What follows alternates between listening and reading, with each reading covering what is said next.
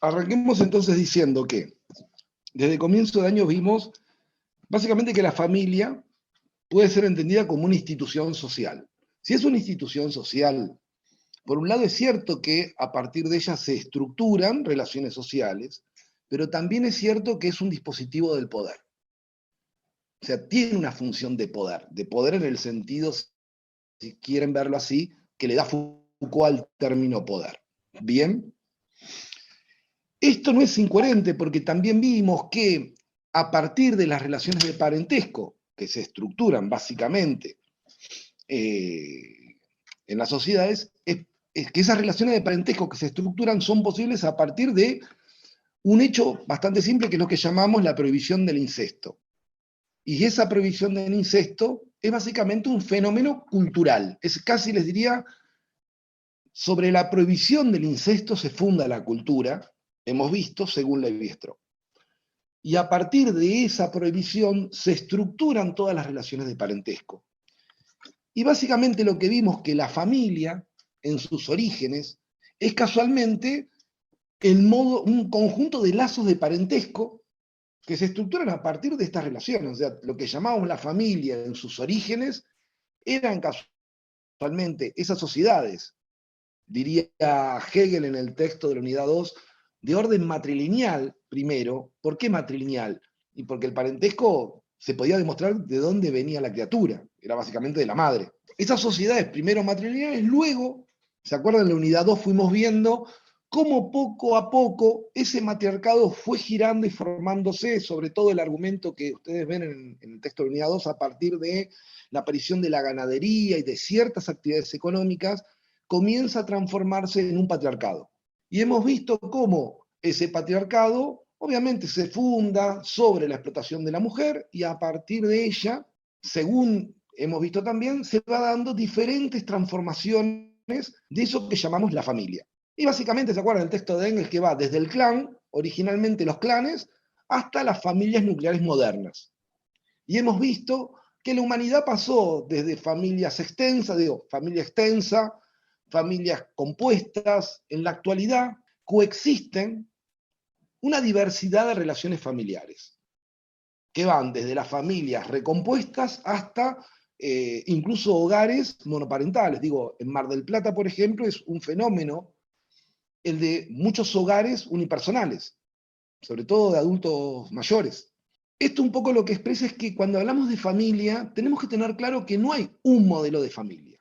Y eso que en sus orígenes estaba basado en los lazos de parentesco, en las sociedades modernas, que no se basan solamente en el parentesco, porque si no seríamos sociedades del feudalismo todavía, como nuestras sociedades se basan también en reconocer que existen otros lazos emocionales, afectivos, y que la familia no solamente cumple una función de orden político, sino también de orden afectivo, de contención emocional y demás.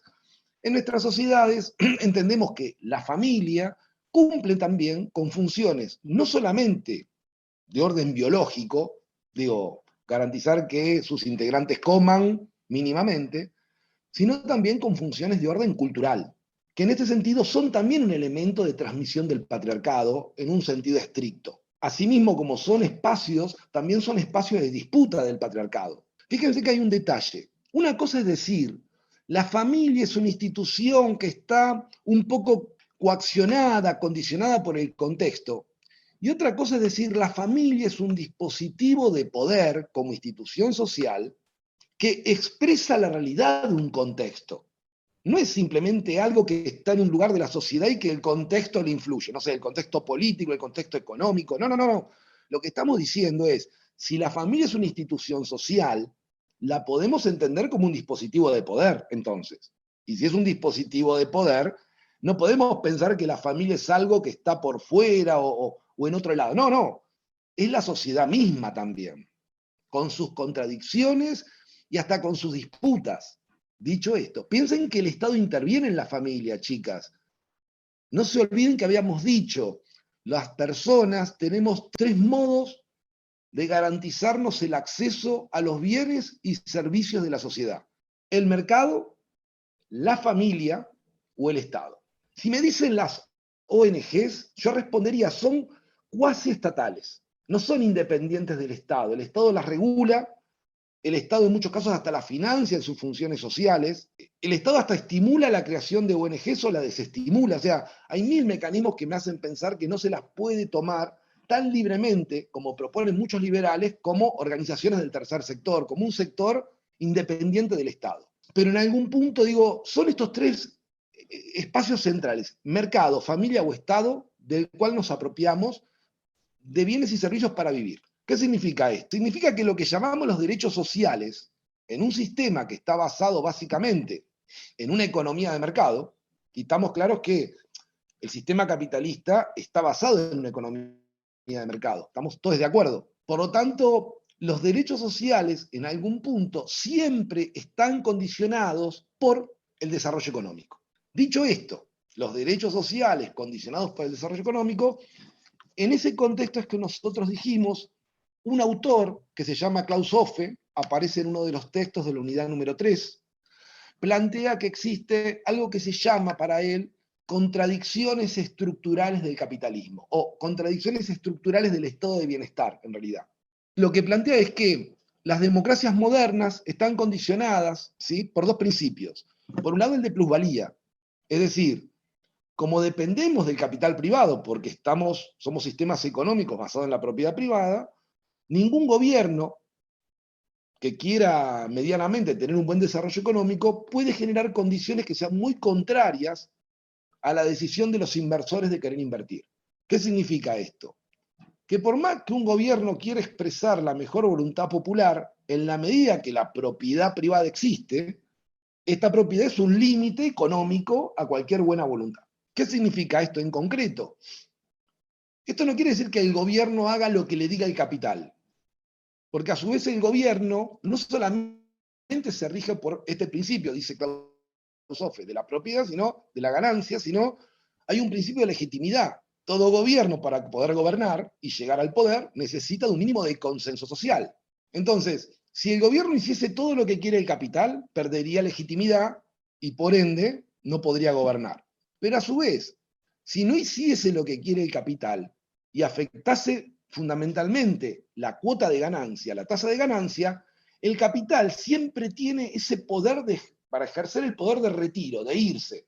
Entonces dice Hofe, esto es una contradicción, porque básicamente toda intervención estatal, ¿qué afecta? Afecta un valor, el valor de una mercancía central en el capitalismo, que es el valor de la fuerza de trabajo.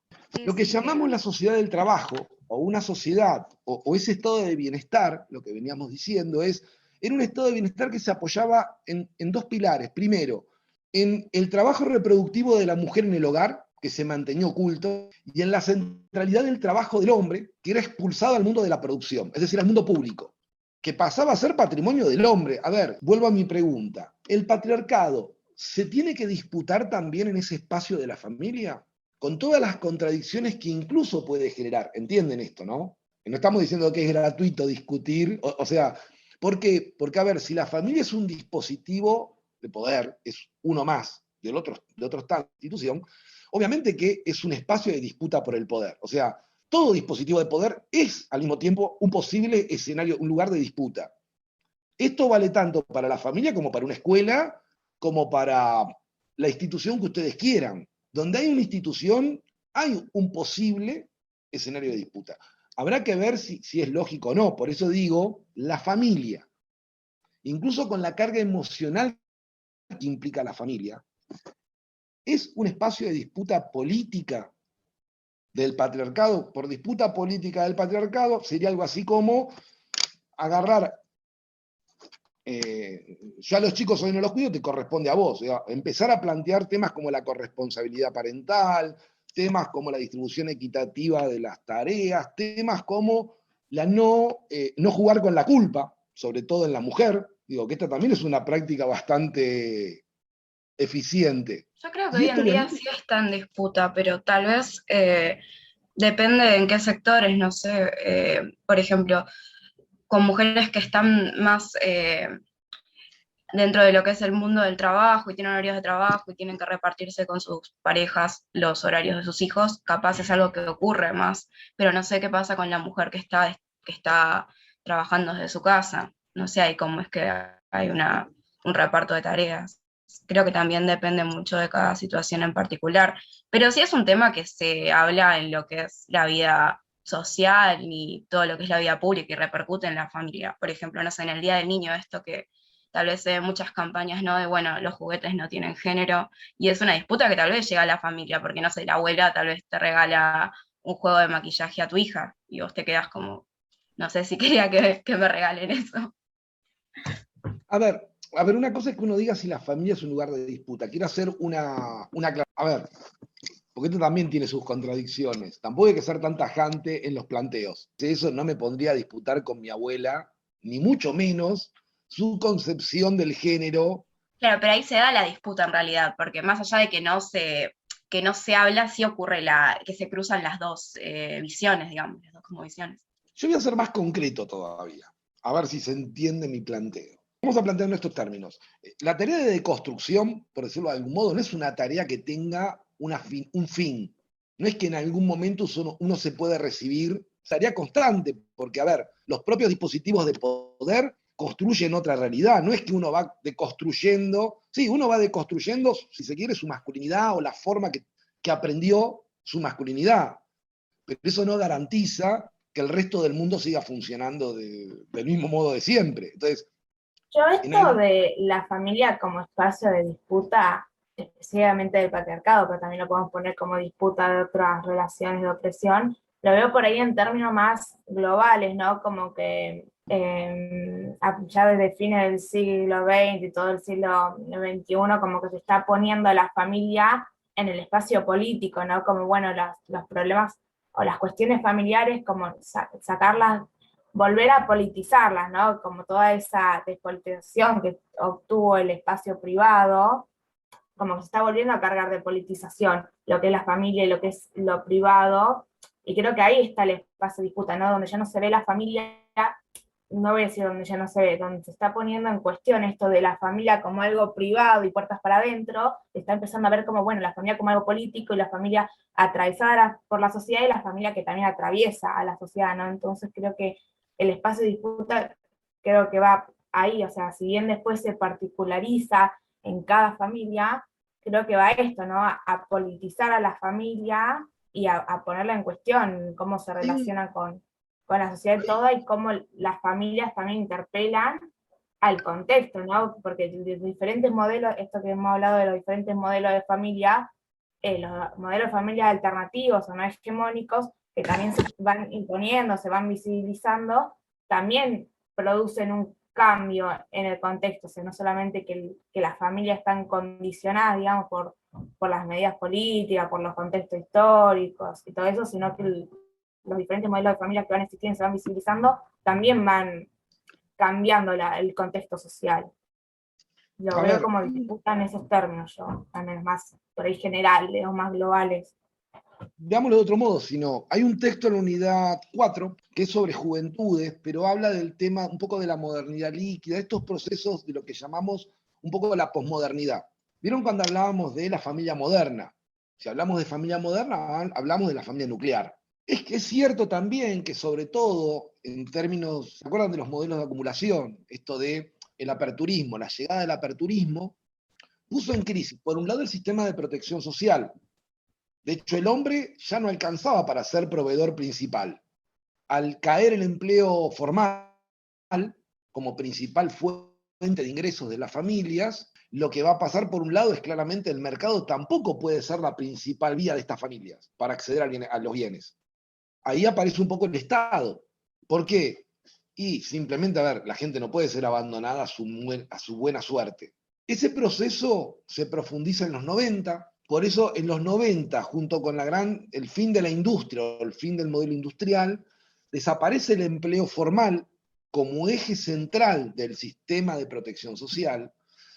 En los 90 se desestructura también la familia en su forma nuclear. Digo, también al salir la mujer al mundo laboral, la mujer aprende que hay otro mundo, que la vida no empieza y termina en la familia, que hay un mundo más allá del hogar. También lo que va dando es a este proceso que hoy llamamos posmodernidad. La posmodernidad vendría a ser esta etapa que en algún punto se caracteriza por no tener un modelo único de familia. O sea, en esto que llamamos posmodernidad, no hay un modelo único de familia. La familia nuclear coexiste con una multitud de relaciones familiares posibles. De hecho, armamos o planteamos una tipología que incluye desde la familia nuclear hasta la familia recompuesta, que incluye la posibilidad de juntarme con una amiga y criar juntos a nuestros hijos, por poner un ejemplo de todo el variopinto que tenemos en esas posibilidades de relaciones familiares.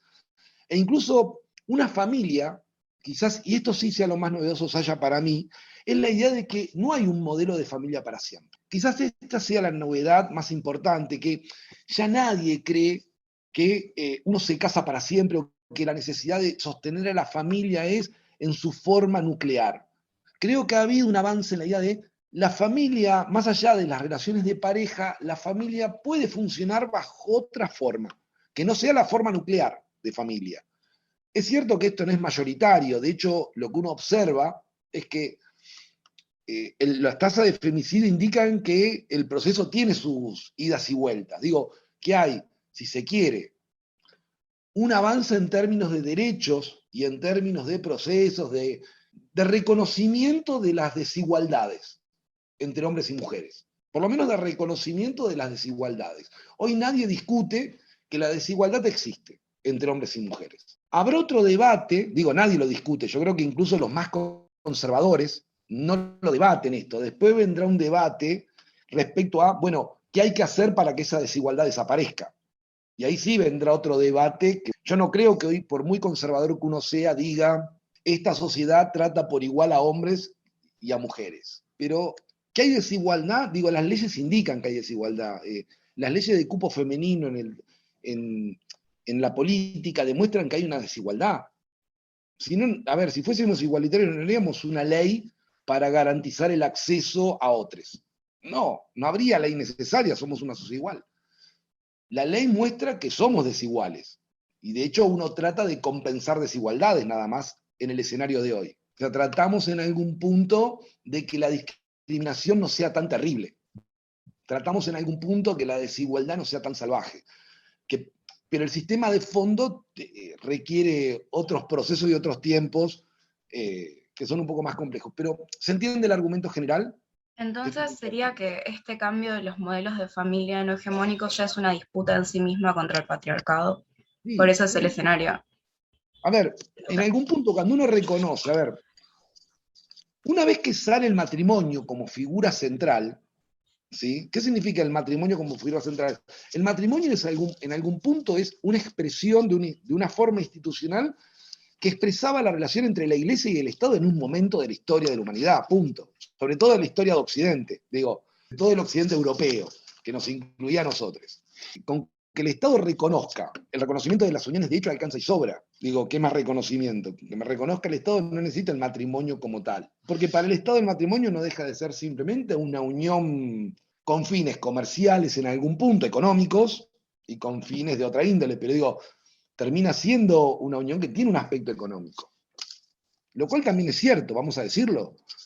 Digo, hay un aspecto económico de la familia, porque casualmente por eso la familia logra ser una institución que provee bienes y servicios a sus miembros. El mercado me puede proveer del dinero para comprarme la carne, pero la carne no la como cruda, necesito que alguien la cocine. O sea, no es que el mercado solo alcanza. En realidad, las familias funcionan utilizando recursos que provienen del Estado, del mercado y de la familia. La mujer cocinando la carne a la noche es un recurso que proviene de la familia y por el cual a la mujer no se le paga. Y ahí es donde decimos, por eso la pregunta original, digo, el primer lugar de la desigualdad es la familia. La desigualdad primero se ve, antes que nada.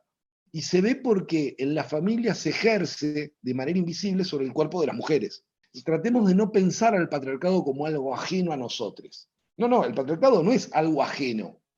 Nosotros somos en algún punto también producto de este mismo sistema patriarcal. Y hasta acá fuimos llegando nosotros. Lo que venimos hablando de la familia como un conjunto de relaciones y demás, hay un texto de la unidad 4 que se llama Concepto de familia en la posmodernidad.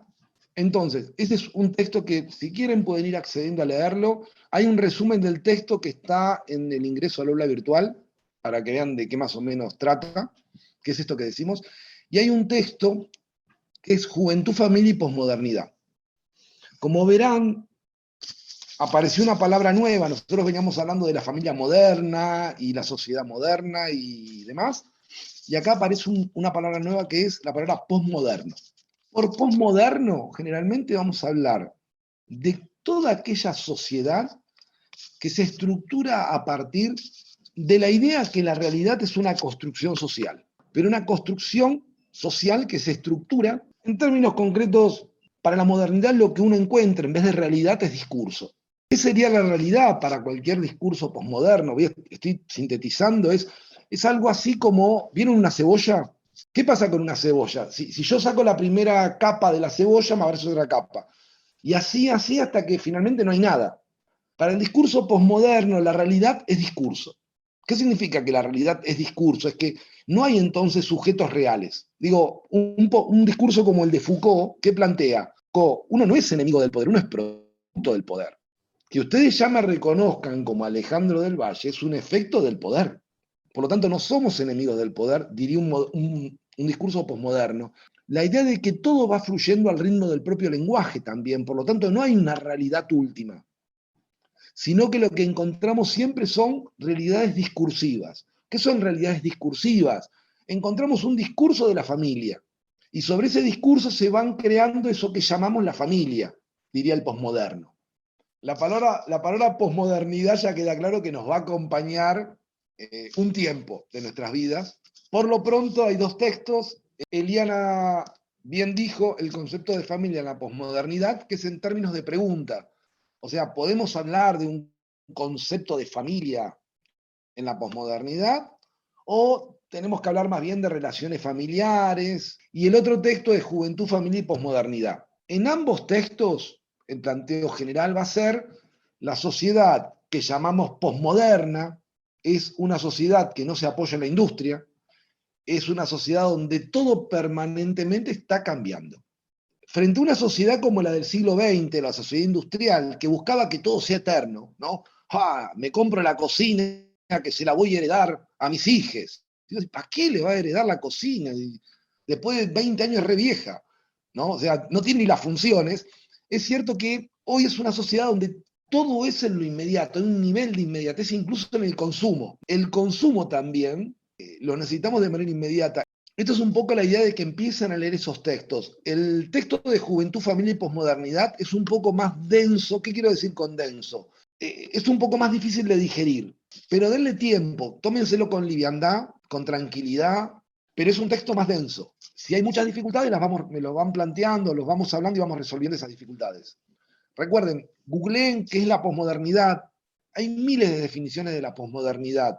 La realidad es que, como todo proceso cultural, no alcanza con que yo les diga lo que es, porque les voy a decir lo que yo creo que es ahora, en este momento, y en relación al tema que nos llama, que es la sociología de la familia.